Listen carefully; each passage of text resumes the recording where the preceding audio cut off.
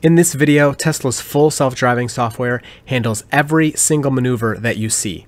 I did not intervene at all anytime during this whole video. So Tesla's full self-driving software has 3 settings for lane changes. There's mild, average, and mad max. Now these settings do not change how aggressively or how the lane change is made, but it changes how often the car will make a lane change based on the speed of the cars around it. So in this video we'll be comparing mild to mad max, the 2 most dramatic settings. The top left is mild, bottom right is mad max. An interesting fact about these clips is both of them by the end were within 1 second of the same amount of time. Now I didn't start them at the exact same time and all of that, but the drives were very similar. I was set to 80 miles per hour in both of them. Following distance was set to 1. This is done on software 2020.28.6. The drive was the exact same both times. It was about 25 miles. I did nothing the entire time on either of these drives. Autopilot handled the whole drive on-ramp to off-ramp. I did not intervene at all. Every maneuver you see in this video is handled by Tesla's full self-driving software. So talking about mild first,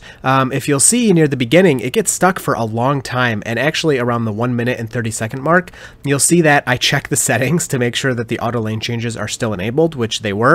It just was stuck behind this white van for a long time. I have no idea why. Even though we were going well below my set speed of 80, the car didn't seem to care and didn't want to change lanes for a while. Something else I didn't like about mild is even when it would pass, I thought mild would quickly get out of the passing lane once it had passed its car, but it also was getting stuck in the passing lane, so that was something I didn't expect and I really didn't like. I was really hoping mild would quickly get out of the passing lane every time it was in it. For Mad Max, it changes lanes very often, as you'd expect, and a benefit of that is it gets out of the passing lane really quickly whenever it has the opportunity. By the 2 minute and 30 second mark, Mad Max has made 7 times more lane changes than mild has, which is pretty crazy. You'll notice at one point around 420, it even passes a semi on the right when it's blocking the passing lane. Full self-driving will not do this maneuver in countries where it's illegal to pass on the right though. In Michigan, where I'm driving, it is legal to pass on the right when it's safe to do so. My opinion on both of these, they actually both kind of have their benefits. If you're looking for more of a casual drive and you don't really care about the time, I would set it to mild and then you can just not worry about it.